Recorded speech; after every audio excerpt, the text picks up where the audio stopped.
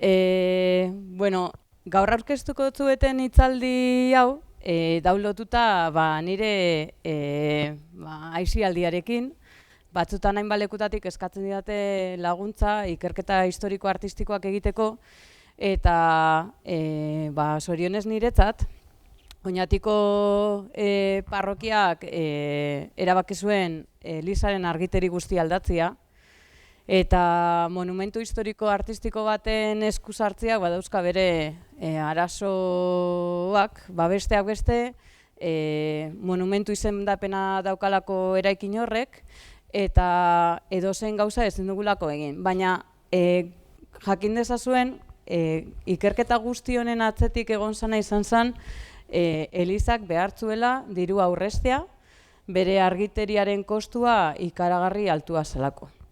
Eta hor irekitzen diren diru laguntzetan salseatuta aurkitu zuten hau aurrera ataratzeko diru laguntza bat, eta horrekin genion ondala 2 urte lantalde oso zabal bat ikerketa prozesu honetan. Barkatu. Gaztelaniaz ere, ordenagailu hau horrelako gauzak egingo ditu, Gaztelaniaz ere jarraitu dezakezue hitzaldia, arazoak baldin badituzue, hor azpian daukatzuen QR kodea eskaneatuta, bale? Orduan norbaitek gaztelaniaz jarraitu behar badu, lasai eskaneatu kodea eta zabalduko da webune berdina. Eta argiari buruz hitz egiteko, argi elektrikoari buruz hitz egiteko, vale, barkatu. Es que me acelero. Bueno, disculpa, si alguien no ha entendido, la misma conferencia o la misma página web que he creado para que sigáis esta conferencia, la tenéis en castellano también, y para seguirla solo tenéis que hacer un escaneo del código QR que tenéis ahí abajo. Así que si alguien lo necesita, pues estará ahí. También la pondré a disposición de vuestros profesores de diseño de interiores, los 2 enlaces, por si alguien quiere pues buscar algún detalle, alguna cosa, y en los próximos días, porque hoy me parecía demasiado, implementaré también la bibliografía que he utilizado para algunas cosas, por si alguien quiere tenerla como recuerdo, porque espero que alguna vez os toque hacer trabajos de este estilo, ¿vale? Bueno, argi elektrikoari buruz hitz egin behar dugunez, itzaliko dugu kandela, eta deskubrituko dugu, barkatu, zer dagoen hitzaldi honetan. Hitzaldi honetan argituko dugu argia Oñatiko San Miguel parrokian, eta esan dizuedan bezala, proiektu honetan hasi ginen lehenengoko lantaldea, izan ginen ni, artearen historiadorea, filosofo eta teologo bat, Oñatiko apaiza, eta arte ederretan zaharberritze lanetan aditua dan profesional bat. Eta gure ikerketa guzti hori eraman zitzaion gero argiztapenari buruz arduratzen den ingeniero taldeari. Beraiek egin zuten lan guztia, ingeniero talde honek kudeatzen du baita ere Konpostelako Santiagoko katedraleko argizteria, eta gaur egun ari dira berritzen eta egiten Bartzelonako Sagrada Familiako argizteri prozesua ere. Orduan, beraiek gure txostena jaso zituzten, eta horrekin egin dute azkenengo 4 hilabetetan, gutxi gora bera azarotik udaberrira bitartean, Elizaren argizteri guztia. Gero, argazkietako xehetasunak ikusterakoan ikusiko duzuen nola partida berezi batzuk utzi behar izan ziren, ze argizteria aldatzerakoan hainbat gauza azaldu ziren Elizan eta hoien esku hartzea egin behar izan zuten ere. Baina hori joango naiz irudiekin azaltzen. Orduan, lana izan zen, hainbat taldek sortutakoa. Eta emaitza bukaeran ikusiko dugu. Bueno, ni, ez dakiz zorionez nire ikasleentzatero ez, idarteko irakaslea naiz. Orduan, gutxienez aurtengo ekainera arte hemen ikusiko nauzue, eta norbaitek nire laguntza ero nire mintegikideen laguntza behar baduzu edo zer gauzatarako, ez euki lotxarik, bale? Nire ikasleek asko dakite hau, nik beti ate batera jo dudanean inork ez dit ezetzik esan, eta beti lagundu didate, orduan nigana norbait etortzen bada laguntza bila, beti egongo naiz prest, edo zer gauzatarako behar badituzue, ez dakizuen lanetako dokumentu historikoak bilatzea ero mila gauza, aprobetxatu, ze gu ere, modu batean ero beste, zuen irakasleak ere bagara, bale? Orduan, bertan eukiko nauzue, edozein arazo ero zalantza argitzeko. Hitzaldi antolatu dut 8 ataletan. Batzuk bestea baino pixka luzeagoak, baina espero dut danak zuentzat interesgarriak izatea, eta aspertzen bazarete lasai. Hor ikusten zuen bolatxo bat zelan datorren berutza? Hori zenbat eta berago iritsi, hitzaldiaren amaiera gertuago ikuiko duzue deskantzatzeko, bale? Lehengoko atalak dira nahiko filosofikoak. Orduan, ez euki aurre iritzirik kristautasunaren inguruan Euskal Herrian daukagun ondare historiko-artistikoaren 80% eta ez da exagerazio bat erlijio katolikoarekin lotuta dago.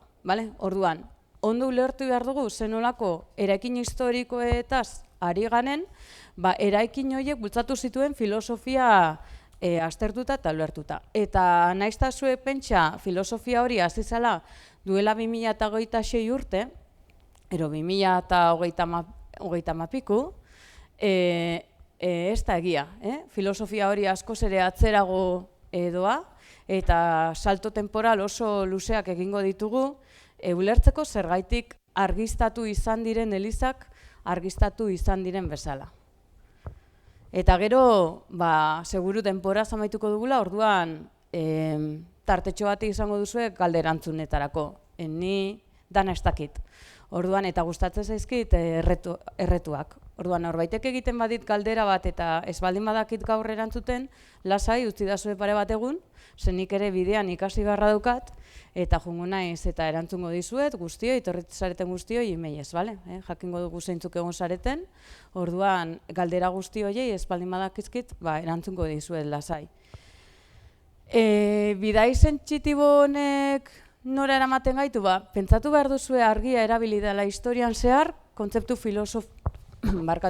filosofikoak adierazteko. Kasu honetan, ikusiko dugu nola Jesus Nazareten ero Belenen jaiotako pertsona horrek hartuko dituen hainbat jainkoren ezaugarriak, bereak egingo dituzte, filosofia eta teologiaren bitartez, eta horren ondorioz, gaur egungo Palestinatik zebilen tipo bat bilakatuko da jaingoikoa. Eta orduan, jaingoiko hori argiarekin lotuko dute, relazionatuko dute, Jesusek bidean ikusiko ditugu hainbat jainkoren ezaugarri horiek bere ganatzen joango den heinean. Baina ez bakarrik bera, santuak ere, eta santuen argiztapenak ere eragin oso garrantzitsua eduki du Oñatiko Elizaren obra honetan. Orduan, argiarekin zer bilatuko dute ikusezina dena, izaki suprasentsible hori biztaratzea. Fededunak, ero herritarrek horren presentzia sentitzea. Gaur egungo argi hauek, gaur ni enfokatzen haute, baina bere garaian argi horrek ez zuen funtzio hori eukiko. Ekarriko zuken hor, beste espera batean dagoen izaki hori gure espaziora, lurrera. Orduan, argiak elizetan funtzio hori betetzen dute beti. Jakiteko nola argiztatu izan den parrokia hau egin behar izan genuen lehenengoko lana izan zen argazki zaharrak bilatzea. Eta hemen dituzue, hau izango litzateke, ez dakigu seguru, 19. mende bukaerako, ero 20. mende hasierako Oñatiko parrokiaren argiztapena. Ia asko eskertu dugu proiektu honetan, ze koloreztatu ahal izan ditugu, eta horrek txuri beltzean ikusten ez genituen, hainbat xehetasun ikusteko balio izan digu. Eta ikusten duzuen bezala, erretaulak orrazpian ditu, kandela ikaragarri handiak, hemen aldean, ikusten duzu xagua, ez da, markatzen, bai? Arma erako lanparak ere zituen, garai batean ere kandelaz eginak, baina garai honetan badirudi argiztapen elektrikoa dutela zintzilik, sabaietik zintzilik eusen lanpara handi horiek. Ez dakit imaginatzen duzuen ze efektu egiten dituzten kandelek erretaula baten gainean. Ze erretalak ez dira urreztatzen kasualitatez. Hor, sugarraren dantza horrek efektu berezi bat sortzen du elizaren bertan. Gero kontatuko dizuet ere erretalanen inguruan ze aurkikuntza egin genituen eta horrek ere argiztapenean eragina izango zuen.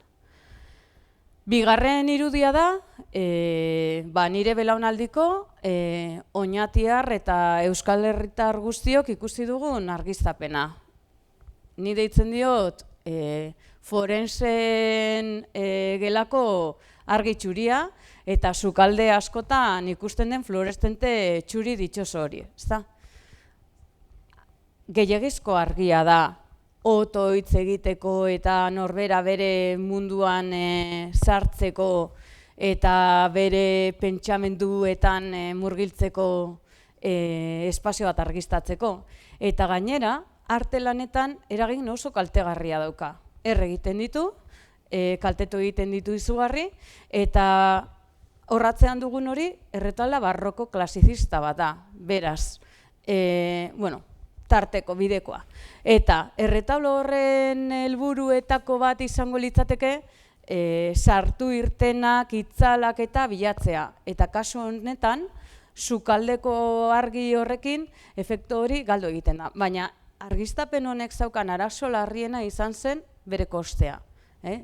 Hilero, bi hilean behin, argindarra ematen dion enpresari elizak ordaindu behar zion faktura izugarri altua zen. Orduan, bai ala bai, argiteri sistema aldatu behar izan zuten, bilatu zuten aukera hori. Eta azkenengo irudia da bideo bat, oso eskasa da, ze hainbat argazki zaharrekin sortu dugu, baina ikusiko duzu ere, lanparak ze alturatan kokatzen ziren, eta nahita jarri dizuet bideo hori ikustezazuen kandelez argiztatzen zirenean eliza hauek hor badauela errito bat, lanpara guzti horiek jeisteko, kandela guztiak pizteko, gora igotzeko, eta horrek ere lanpara handi horien dantzak ere beste efektu bat sortzen zuen eliza barruan zegoen pertsonengan, zeuden pertsonengan. Hor ja ikusten dituzue beste, atzera botako dut ikusi dezazuen, hobeto, hortxe, stop, taktila da, baina ez dikasurik egiten. Hor azpian ikusten dituzu ere, beste kandelak, antortxak eta bestelakoak ere. Horiek ere erabiltzen ziren, eta hori zen, sabaietik zintzilik zegoen, armadun lanpara handia. Zerbaitik ez? Hortxe. Elizak ere, kuriositate asko ditu, arkitektonikoki. Joango gara ikusten nola joan zen eliza, dano dakitzu eliza baten funtzio nagusia zein zen, 19. mendera arte. Inork ez? Eliza benez sortzen dira hilerria izateko. Kristauen herria, eliza da. Eta hor erosten zituzten herri guztietako arbaso guztiak. Zer gertatu zen 19. mendean karlistadeekin? Izugarrizko heriotza pilo bat egon zirela, eta elizetan egiten den ehortze prozesua baditula bere sekretuak, epidemia daudenean gaixotasunak ere zabaltzeko bilurra zuten, eta bar. Eta horregaitik sortzen dira, herrietatik kanpo, nekazal inguruenetan dauden hilerri berriak. Baina elizaren funtzioa hori da, beraz, kandela daude barra bazter guztietan. Oñatiko eliza gainera, ikusiko dugu nola egongo diran hainbat pertsonen egoen burruka, tirabirak, eta joango da handitzen, eta ukiko ditu beirate oso, leio, beirateak ez, leio oso handiak. Eta horrek ere, ekarriko digu eliza barrura argi natural oso handia, bale? Orduan, eliza horretan dago beste berezitasun bat, ez duzu horrelakorik aurkituko gutxienez Espainiako estatuan beste inon, baina segurazki Europako oso leku gutxitan, eta da, eliza horrek klaustroa duela, eta klaustro hori eraikizela bi zubi eginez erreka baten gainean, eolaran erreka gainean. Beraz horrek ekartzen dio eliza barruari marmar bat, uraren marmar hori oso goxoa, eta hori ez duzue beste lekutan ere aurkituko. Beraz, hasierako tenplua ez dugu ezagutu, ez dago arkeologikoki ikertuta, baina segurazki izango litzateke Oñatiko jaunaren esparruetan sortutako 13. mendeko eliza erromaniko berantiar bat. Litekeena da egurrezko gangak, egurrezko egiturak eta egurra izatea protagonista. 15. mendean, Oñatiko jaunaren boterea bermatzeko, 15. mendean kontuan eduki behar duzu Euskal Herrian daudela bandoen gerrak, poliki-poliki Gaztelako erresumak sortutako hiribilduek geroz eta botere gehiago hartzen hasi dira, Espainiako erresumaren, Gaztelako erresumaren administrazioa botere gehiago hartzen doa, eta jauntxo feudalek beren boterea galtzen doaz. Beraz, bere buruaren eta bere familiaren propaganda egiteko Guevara familiak, Oñatiko jaunek, erabakiko dute eliza handitzea. Eta hasiko dira obra ikaragarri handi bat egiten. Zoritxarrez, esen errentagarri izan, familia horrek eliza pilo baten jabe izango da Gipuzkoako eta Arabako lurralde historikoetan, beraz, ezin dute inbertitu nahi beste Oñatiko elizan. Egongo dira Oñatiko jauntxo asko, eskatuko diotenak, inbertsoreak izatea, baldin eta beraien familiak eosteko kaperak irekitzeko eskubidea ematen bazioten jaunak. Eta guztiekin eseskoa esango dute salbuespen batekin. Rodrigo Mercado de Zuazola, Oñatiko gotzaia. Hone badakite, Oñatiko jaunek ez ditula, gutxienez ez ditugula ondorengo legitimoak izango, beraz, berarentzat soilik sortutako kapera bat eraikitzea utziko diote, Oñatiko jauntxoen kripta lekuz aldatuko dute, aldare aspira mugituko dute, eta Rodrigo Mercado de Zuazolak bere botere hori erakusteko aukera izango du, klaustroa eraikitzen eta bere kapera pribatua eraikitzen. Eta 18. mendean hasiko da Oñatiko herritarren askatasun grina, ze klaro, Oñati etzen Gipuzkoa izan 19. mende bukaerara arte.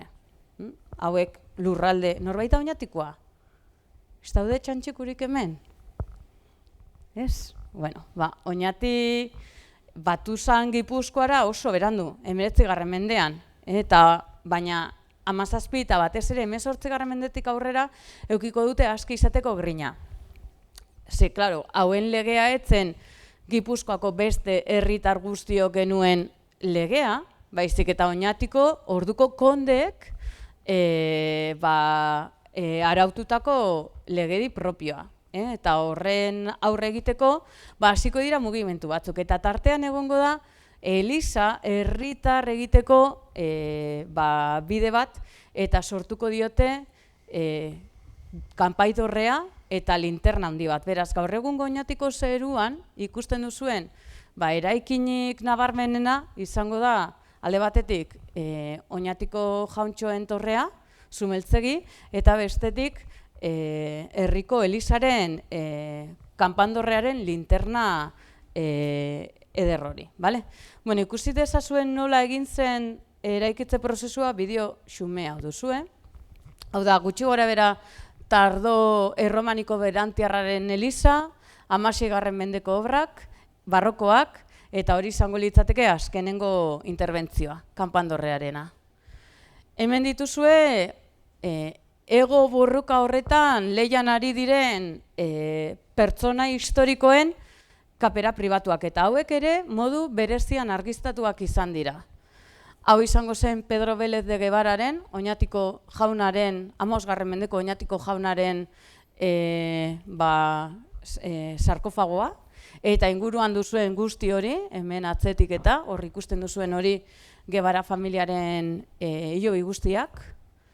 Eta hau ere bere egunean argiztatuta zegoen sukaldeko argi bitxi horiekin, gaur egun bilatu da goxotasuna izatea, eta batez ere oso garrantzitsua dira sarkofago horretan horrazpian ikusten dituzuen erliebe gotiko horiek, oso bereziak dira Euskal Herri mailan, eta ere argiaren eraginez eta ezetasunaren eraginez eta pertsonen presentziaren eraginez desente kaltetatuak zeuden. Orduan erabaki da iluntzea benetan oso kaltetutak dauden erliebe zatiak. Norbaitek kalitate handiko irudiak nahi baditu, badaude argazkiak, gaur egun oso kalitate honekoak, hoie detailearekin ikusi ahal izateko. Orduan ikusten dituzue, zonalde batzutan, iluntasuna sartu dela nahita. Eta hemen duzue Rodrigo Mercado de Zuazolaren kapera, pietatearen kapera, bere erretaularekin, bere mausoleoarekin, eta justo hemen ni nagoen aldean dago bere hilobia. Hor aurrean duzuen hori ez da bere hilobia. Bere hilobia oso txiki eta xumea da. Eta hemen konturatu ginen lan hau egiterakoan, zaharberritzaileei ere esker, hor ikusten duzuen marmol hori ez dela txuria. Pintatuta zegoela goitibera. Eta hori askotan marmolesko artelanetan gertatzen den gauza bada, denporaren poderioz galdu egiten dute pigmentua, leku batzutan gelditzen da, zertzela badatzuk gelditzen dira, eta horri esker jakiten dugu Akropoliko eskultura bezala eta pintatuta zeudela. Eta hemen erabaki dena da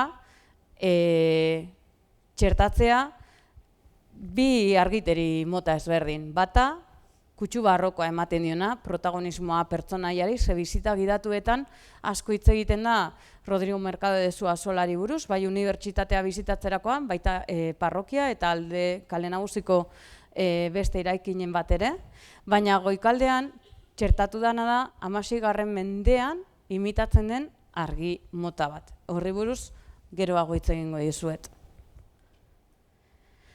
Ikusi dezazuen, ez dakit Oñatin izan zareten inoiz, baina ikusi dezazuen nolakoa den gaur egun parrokiaren volumena, hor lehenengoko planoan ikusten duguna da 16. mendeko erreka gainean, erreka dago hemen azpian, erreka gainean eraikitako klaustro handi hori, atzean ikusten duzuen hau izango litzateke Elizaren nabe nagusia, arbotanteak dauzka, alboko nabea, 4 nabe dauzka, oso berezia da hori, ze horregaitik leiho gehiago ditu, klaustroa eta Eliza batzeko nabe berri bat eraiki zutelako, alboko nabean eta klaustroaren artean.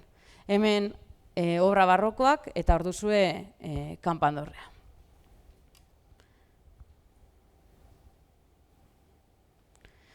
Bueno, eta esan dizuet, Kristok, eta ez Jesusek, hartzen dituela beste hainbat erlijioetako ezaugarriak, eta kristautasuna da oso erlijio sinkretikoa. Agian hauek gogoratuko duten nire ikasleek, baina ez dakit inoiz hartu duzuen Biblia inuit bat. Ez? Nik ez dakit inuit ez irakurtzen, baina pentsatzen duzu inuit batek inoiz ikusi duela arkume bat, bere bizitzan? Eta Jesusen prefigura bat da arkumea, ez da? Bueno, inuitek ikusi dituztena da foka txikiak, orduan sakrifikatzen duten animali hori ez da arkume bat, da foka kuma bat, bale? Beraien kosmobizio horretan ulertu dezaketen animali bat. Orduan, kristautasunak beti hartu izan ditu inguruan dauden beste kulturetako ezaugarriak. Eta pentsatu behar duzue, zen esparrutan garatu zen lehenengoko kristautasuna. Alde batetik daukagu Egipto ingurua, bestaldetik daukagu Mesopotamia ingurua, eta bestaldetik daukagu mundu greko-latinoa. Beraz, horietatik guztietatik joango dira hartzen gauzak. Eta oso goiz iritsiko da kristautasuna Euskal Herrira ere. Badakigu santo euskaldunak daudela Kristo ondoren 3. mendean. Beraz, hemengo erlijioetako gauza sinkretikoak ere hartuko ditu bertan bizi diren kristau komunitate horrek. Bueno, ze nolakoa zen Ra? Ra horrela irudikatzen zuten, gutxi gora bera, beti ukiko du eguzki simboloa eta uaeriosa, zuge hori hor. Raren figura nola irudikatzen zuten Egipton? Egingo dituzte eguzki efekto pila bat beraiei dedikatutako tenpluetan, tartean Karnaken. Eta Karnakera nik gomendatzen dizuet joatea neguko solstizioan, ze Karnakeko tenpluaren pilonoen artean kokatzen da erdi-erdian eguzkia eta gainera egiten du dantza bat goiti beherakoa. Beraz, argi hori mistifikatu egiten dute eta dantza bat egiten du eta dator zerutik lurrera Karnakeko tenpluaren pilonoen artean. Mesopotamian izango dugu beste jainko bat, Xamaz, ez da oso ezaguna. Baina Xamazen tenplu oso eder bat dago, zegoen, segurazki oso txikituta dago bertan gertatu diren azkenengo gai gerra kontuen gaitik, Iraken zegoen Babar izeneko tenplua, eta hor ere, udako solstizioan, neguko solstizioan eta bi ekinokzioetan, Santa Santoruna jainko horren irudia zegoen gelaska argitu egiten zen. Beraz, hor, garai hortako, eta honi buruz gabitzitz egiten Kristo horretik 3000 urtean, Karnaken gutxi gora bera Kristo horretik 1800 urtean, Kristo horretik 3000 urtean ja badaude, hor, Mesopotamia horretan, argiaren funtzio mistikoa arduratzen diren arkitektoak. Xamazen irudia oso garrantzitsua da gero santuen ikonografian. Kristautasuna dagoen lehenengoko eliza zaharrena Doura Europos da, Sirian dago, zegoen, ze hori ere ez dakigu ze egoeratan kontserbatuko den gaur egun. Eta hor hasiko dira, mundu mesopotamikoko hainbat gauza eta izpi hartzen. Ikusten diozue koroa hori, eguzkia da, izarrak ditu, eta koroa hori gero ikusiko dugu santuetan. Santuen aloa, aingeruen aloa, Jesusen pintura barrokoak irudikatzeko modua. Greziak hartzen dituela mundu mesopotamikoaren eredoroak dira pertsak. Ni ez dakit estatu batuak zelan sartu diren hauen ondorengoekin, ze izan badira zerbait, izan dira herri gerlariak beti. Pertsia bakitzuen dagoen gaur egun, ez da? Bai? Ez? Iran da. Iran eta Irak zati bat. Eta grekoek Pertsiako herriarekin beti dituzte hartu eman asko, bai komertzialak, bai gerrakoak, eta Helios jainkoarentzat hartuko dute xaman horren eguzki koroa. Helios da eguzkiaren gurdia zerutik idatzen duen auriga. Eta honek zuzenean bai izango du eragina mundu latinoan eta ondorioz mundu kristauan. Ze hauek sortuko dute Erroman, Sol Invictus jaia, eguberri eguna. Abenduaren 24an ospaten zuen Erromak eguzkiaren jaia handia, ze eguzkia inoiz ez da hiltzen, ez da neguan ere. Eta hori guk hartu genuen gure Gabonetako eguberri bezala. Segurazki, hemengo elementu paganoak ere horrekin nahaztuta. Baina Euskal Herrian bazegoen beste trinidade bat, ezta? Kristauentza dago trinitatea, Jesus, Aita eta Espiritu Santua, Euskaldunok ere bagenuen argiarekin lotutako beste trinidade bat. Gutxi dakigu beraiei buruz, dira Mari eta bere bi alabak, Eki eta Ilargia. Mari jainkosa bortitza, bizia eta heriotzak hartzen duena, eta trumoiaren jainkoa, beraz, argiarekin lotutako beste fenomeno meteorologiko baten jainkoa, Eki eguzkia, bizitza dakarrena, eta Ilargia herioaren argia markatzen duen fenomeno astronomikoa. Beraz, guzti hori gure elizetan ere ikusten da, eta guzti hori horretan pentsatuta eraiki izan dira gure eraikin erlijiosoak heriotzarekin lotuta daudenak. Gomendatzen dizuet, bai Sorginetxera joatea, baina batez ere gomendatzen dizuet, Karakate eta Elosu bitarteko trikuharriak bizitatzea. Gutxi daude egoera osonean, baina gehienetan ikusiko duzu oso nabarmen nola trikuharriko sarrera orientatzen den udako solstizioko ekialde puntura. Eta ez da kasualidadea. Hor, argia sartzen trikuharri horren kamarara irudikatu nahi zuten, hor barruan zeudenak berpiztu behar zirela, berriz ere jaio. Beraz, hori guzti hori mantenduko dugu Euskaldunok gure espazio sakratuetan. Ekarriko dugu argia adierazteko, bertan, hilerri horretan, eliza horretan ehortzita daudenak argi berria izan behar dutela. Kasu honetan, Jesusen berpizkundean pertsonifikatuta. Noski, argiaren filosofia joango da pasatzen, filosofo, ez dizue jarri kasualidades lehena Pseudo Dionisio, Siriakoa da, gogoratu Douro Europos Eliza, eta hauek lotuko dute argia jakintzarekin, ezagutzarekin, poliki ideia horiek, Pseudo Dionisio ez da kristaua, baina joango da kutsatzen bere inguruan dauden beste filosofo kristauen teoriak, ez pentsa direla pertsona hermetikoak, bizi direna bakarrik beraien munduan. Nik imaginatzen dut, zuen inguruan egongo direla, sinizdunak ez direnak, kristaua direnak, musulmanak direnak, eta danetariko lagunak eukiko dituzuela, ezta? Bueno, hauek berdin. Orduan, batzuren filosofia joango da kutsatzen besteena. Eta hori, filosofoen pentsamendua beti dator bat garaikideak diren artisten artelanetan. Poliki, argiaren kontzeptu horiek joango dira arkitektoek beraien ganatzen. Eta horri izango dugu, ezugerra batea, gotikoaren, argiaren simbolismo guzti hori eraikin erlijioso horietara eramango duena. Grosseteste ez da oso ezaguna, baina honek ere esango du argia dela lehen forma eta erabiliko du argia gauzak sortzeko.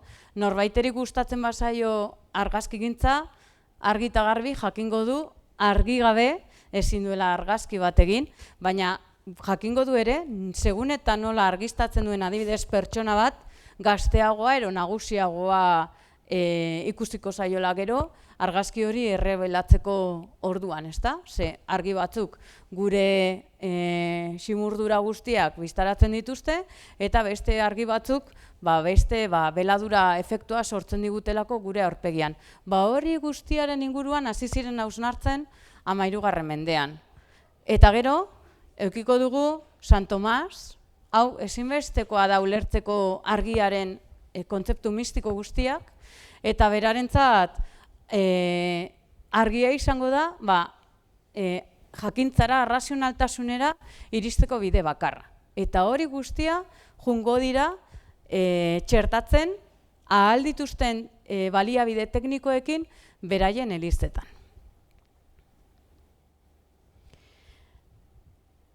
Bi garai historiko hauek dira oso garrantzitsuak San Miguel parrokian Oñatin. Ze gaur egun ikusten dugun eraikin gehiena Errenazimentu garaian egin zen.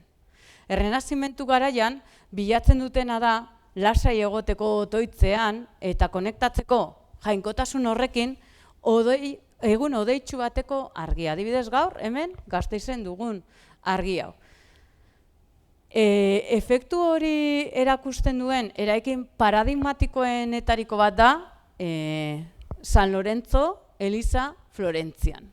Eta Eliza horretara sartzen bazarete ikusiko duzue kolore nabarmenena dela grisa.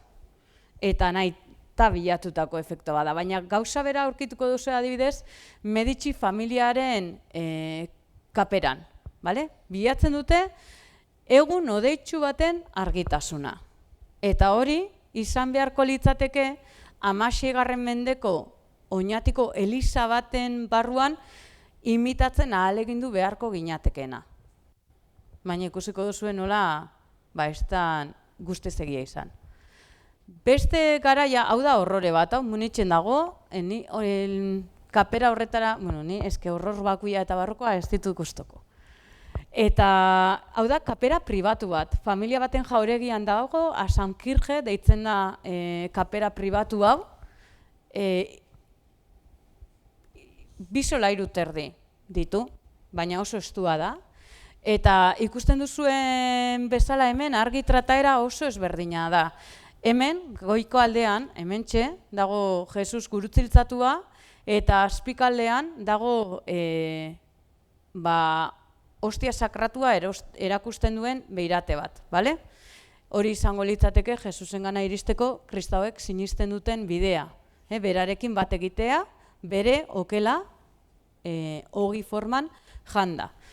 Eta horri balio emateko sortu zuten transparente bat. Horratzean ikusten duzuena da, eraikin horren horma puskatuta dagoela, eraikin horretako hormatik sartzen da eguzki argia eta kasualidadea udako solstizioan argi hori gurutzatzen du kapera pribatu guzti hau beirate hori gurutzatuta aldenik alden.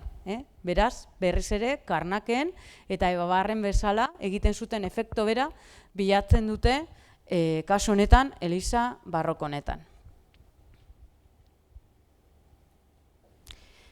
Gure Elizek beti jolastu dute argiteriarekin eta 20. mendera arte argiteria guztia egiten da kandelekin. Horregaitik iruditu zaitan garrantzitsua zuei erakustea lehenengoko irudi zaharroiek. Eta argiak gainera erakusten du botere hierarkia bat gizartearen barruan. Kapera nobleetan, adibidez, Merkado de Zuazolaren kaperan, ero beste familia boteretsuen kaperetan, erle argizari egindako kandelak daude. Oso garestiak eta gainera lurrun goxoa kanporatzen dutenak. Beraz, kapera horretara otoitz egitera, amezara edo sartzen zen edo zein, beste goxotasun batekin egingo zuen topo. Kapera nagusian, hau da, herri orokorra, jende pobrea, elkartzen den esparruetan, eta kontuan euki, Eliza guztitan daudela gutxi gora bera, 12 hilobi, jarleku, benetan pobreak ziren horiek jartzeko. Inguru horretan jartzen den kandela ez da erle argizariarena, da animalien koipez egindako argiteria.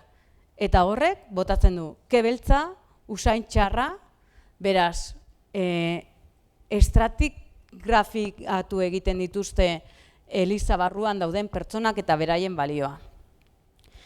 Kleroa dagoen lekua normalean da altare nagusia, ero korua. Koruan gainera, kleroak ez dakit inoiz imaginatu duzuen zenbat irauzezakeen mesa nagusi bat 17. mendean.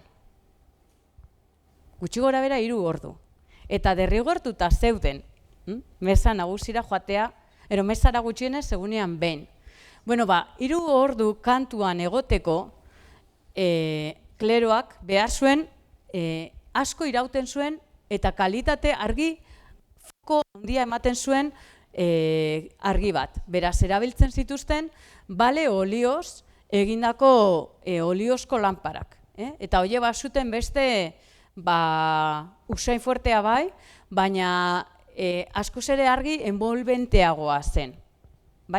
Eta gero, esan dizuet, hilerria dela Eliza bera. Beraz, familia guztiek eukiko dute jarlekua, jarlekuari favorez ez deitu eserlekuari. Jarlekua da hobia. Zuloa, lurrean egindakoa, eta hor ehosten zituzten baserri eta etxeetako arbaso guztiak. Eta da, ondasun bat etxeari lotuta dagoena. Beraz, etxea saltzen bazen, saltzen zen ere jarlekua, eta saltzen ziren ere jarleku horretan ehortzitako etxe hortako bizi lagun guztiak ere. Beraz, etxeko andrearen, eta hau emakumeak egiten zuten, etxeko andrearen beste bete behar bat zen argizaiola jartzea eta piztea egunero bere arbasoen hilobi horren gainean.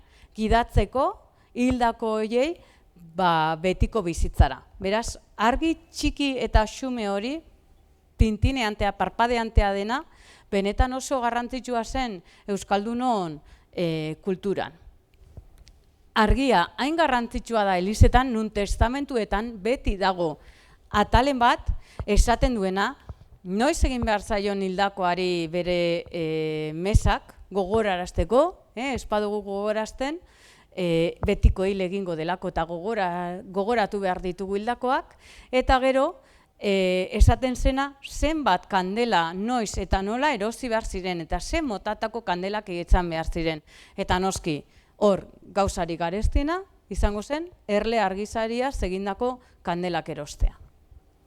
Beraz, argiaren mundua oso antolatuta dago kristau fedearen baitan. Bueno, Augustia ikertuta aurkitu ginen teologoa ni eta zaharberritzailea hainbat gaiekin. Elizaren irudia erdiarora eramatea nahi bagenuen, hainbat gauza sortuko beharko genituela espazio horretan sentsazio hori bilatzeko. Eta proposatu genuen iruditegietako bat izan zen imitatzea gotikoko beirateak. Baina esan dizuet, Elizaren parterik gehienak 16. mendean eraikita daude, arkitektonikoki, eta Elizaren artelan gehienak barrokoak dira, 17. mendekoak. Beraz, hori kontuan eukita, argi genuen, Eliza oso iluna izan beharko lukela, ez ikusteko 16. mendeko detaileak, eta erretabla ezin izango genukela ikusi. Hau, zuek uste duzu aurrera atara zela? Ez, baztertu egin zen noski. Bueno, eta ikusten duzue, sortu beharko zirela ere LED fokoak argiterien, beirateen santuen irudiak eta imitatzen, hainbat koloretako bonbilak txertatuta eta beste euskarri batzuk. Elizaren gehiengoa errenazimendu garaikoa da. Beraz, proposatu genuen gauza bat izan zen, sortzea. Badakigu, Sabaietik zintzilik, argi arma hauek zituela, lanpara handiak eta bar. Eta bagenekien baita ere, zituela kaperetan eta hainbalekutan kandelak. Beraz, proposatu genuen beste aukera izan zen, hodei egun bat imitatzeko horrelako argiteri sistema. Wallwasherrak, beko aldian, kandelak izango baziren bezala, eta erastundun lanpara handi horiek Sabaietik zintzilik. Uste duzu hau egin zela? Bueno, hau izan zen aukeretako bat, bale? Hau gainera nahiko aurrera iritsi zen. Bueno, gero dugu barrokoa. Barrokoa, enoski, hor, elementu barroko garrantzitsuena erretabla nagusia zen, badakigu Sabaietik zintzilik zeuden lanpara horiek direla harritxoak eta kristalesko lanpara handi horietako bat, horrelako proposamen bat ere egin zen, eta oso fokalizatuta egon behar ziren erretaula nagusiko bi irudi sakratu. San Miguel, patroia, eta gero Ama Birjina ere, debozio handiko irudia baita Oñatin. Beraz, hor, bilatzen zena zen kandelen efektua eta argi ilun efektu hori, eta baita foko zuzenak bideratzea elizara. Bale? Hau baztertzen lehena izan zen. Beste zalantza bat genuen, ia Oñatiko parrokian ez dira gordetzen jarlekuak. Gehienak sartzen bazarete eliza sarretan eta zorua egurrezkoa mantentzen badute ikusiko duzue zenbatuta dauzela. Norbait Goierrikoa bada, Segurako parrokian sartzen bazarete, Segurako parrokia guztian zenbatuta daude jarlekuak. Oñatin ere, Bidaurreta konbentuan mantentzen dute zenbatua egotea jarleku horiek, eta pentsatzen genuen, estimatzen dugu Oñatiko San Miguel parrokian egongo zirela 350 eta 500 jarleku artean. Ez dakigu zehatzmea zen neurritakoak diren, ze adibidez Zarauzko parrokian badakigu gorputzak ez dituztela osorik sartzen. Aurrezteko espazioa gorputz horri karean sartu eskero eta ja kareak erretzen dituenean gure gorputzaren atal bigun guztiak garezurra kentzen zioten hildakoari eta garezurra jartzen zuten bi oinen artean. Beraz, horrela, espazio txikiago baten bazuten hildako gehiago sartzeko kapazitatea. Eta pentsatu genuen agian polita izan zitekeela flicker efektu duten ledekin sortzea argizaiolen efektua lurzoruan. Lurzorua, kandelen eraginez, denporaren poderioz oso ilunduta zegoen. Eta eskerrak gordezela partida bat, imprevistos jartzen den horietako bat, ze lurzoro guztia argiteri berria jartzerakoan garbitu behar izan zen, eta deskubritu genuena da Oñatiko elizaren lurzorua etzela iluna, dala egur oso argi bat. Orduan, pentsatuta lurzoruari protagonismo gehiago ematea, baita irisgarritasunean laguntzeko ere, pentsatu zuten horrelako flicker effect dituzten ledak hartzea. Gero ikusiko dugu egin zen eroa ez.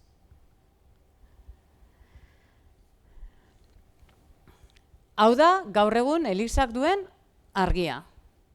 Gabez, hau, okerrez banago, abenduan ez, otsailean, gabez, ataratako argazki bada, eta bilatzen dena naizta gaba izan, gabeko 9 inguru ataratako argazki bada, bilatzen zena zen egun lainotu hori imitatzea, bale?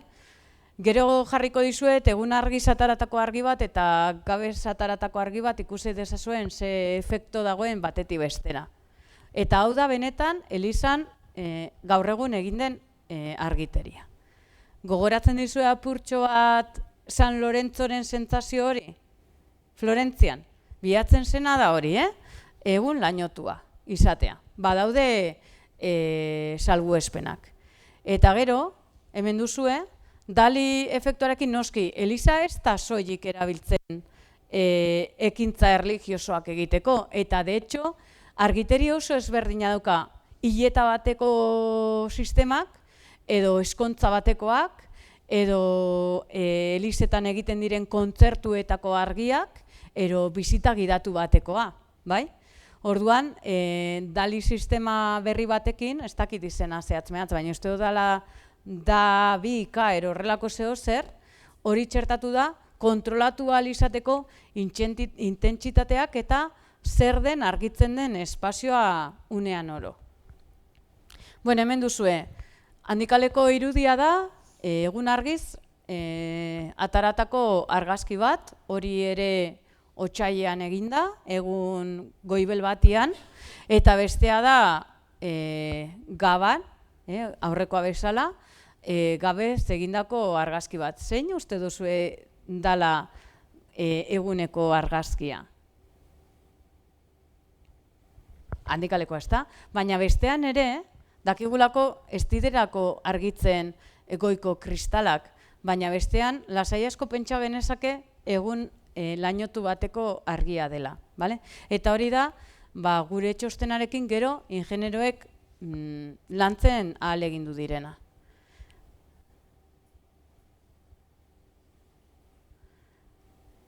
Orduan, nola exekutatu dute argiteri hau?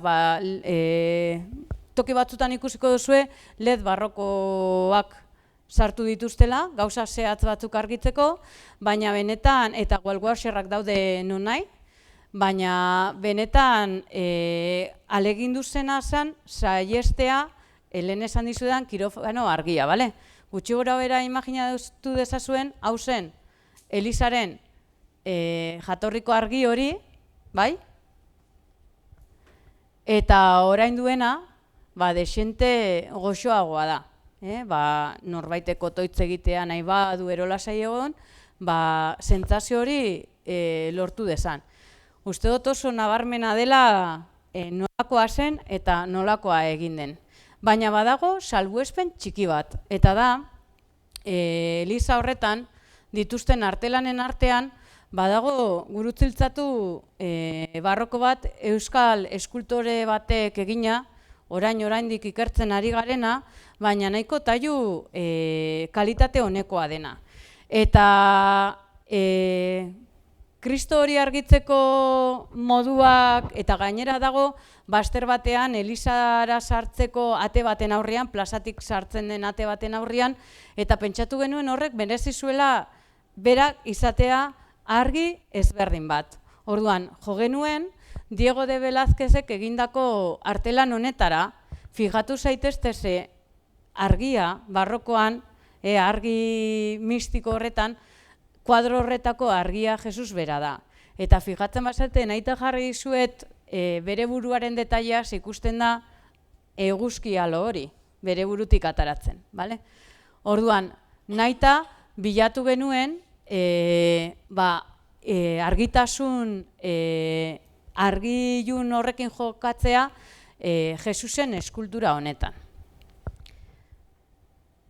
Hemen duzue, Elizatik egindako paseo bat, ez dauka audioa, bideoa, baina ikusi dezazuen nola inguru barrokoetan bai jolastu da estetika barroko horrekin, eta nola beste inguruetan bilatu zena zen egun lainotu horren argitasuna.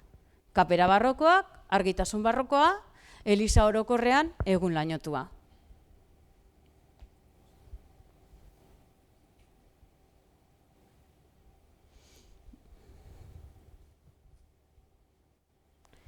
Eta espero dut bihotzez zuek eukitzea ere aukerak, argiarekin jolastu, bai?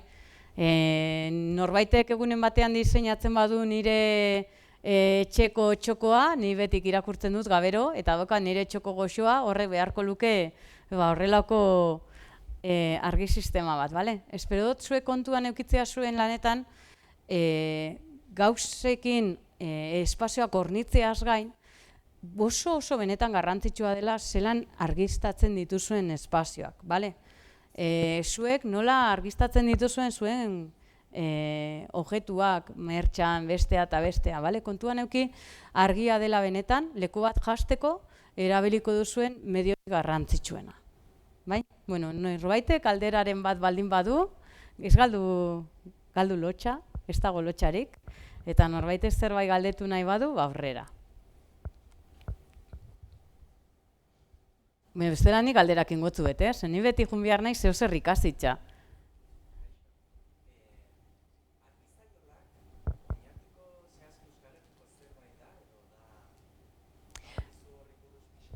Argizaiolak Euskal Herri osuen dauz, ez dakit, ez dut hemen dago, ez dizue jarri, barkatu.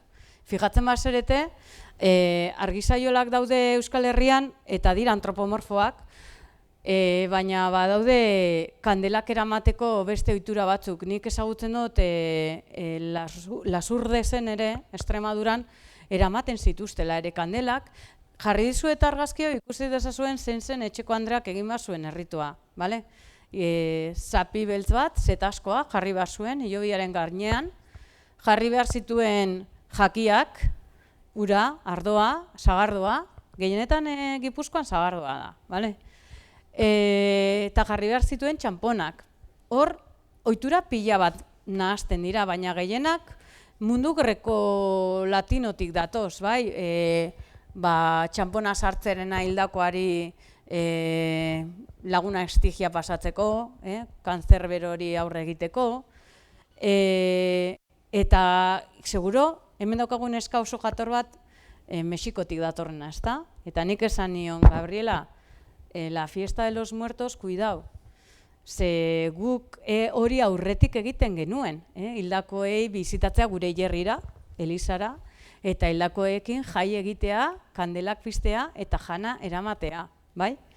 Orduan, segurazki Mexikon gaur egun jai nazionala den hori, ez fiesta nazional, no?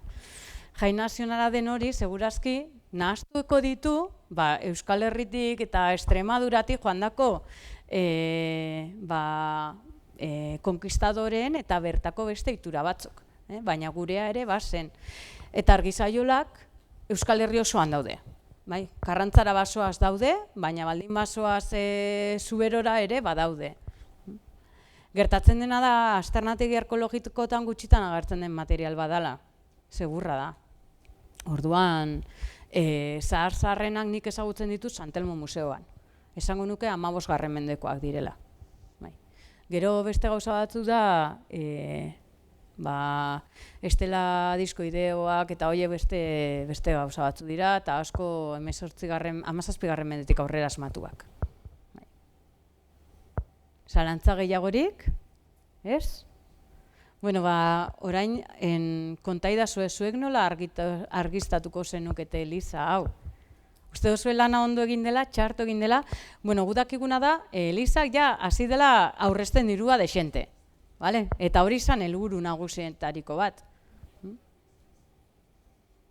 Horrela egingo zenute, geratu den bezala, ero bestera batian. Ia guazen ikustena. Horrela, ala bestera batian. Aritz, Susana beraien irakasle, ezta? Eta?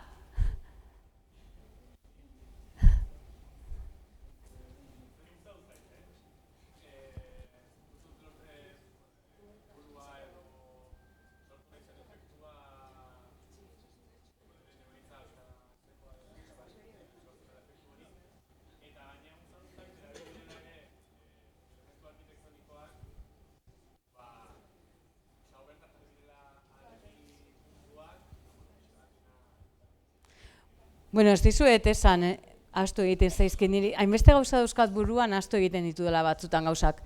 Erretablak berez, bazituen transparenteak ere. Erretabla atzean dago 15. mendeko elizaren absidea. Eta hor, agertu dira 3 leiho. Gaur egun ezin direnak ikusi, ze Oñatiko plazan, 19. mendean elizaren norma erabiliz pareta bezala, eraiki egin zen etxe bizitza multzo berri bat, bai? Orduan, suposatzen duguna da, kanpoaldetik ezin ditugu leiho horiek ikusi, ze dira gaur egungo etxearen atzeko pareta, bai? Eta dauka enluziduta daude, eta daude yesoa emanda, eta ez dakigu kanpotik nolakoak diren.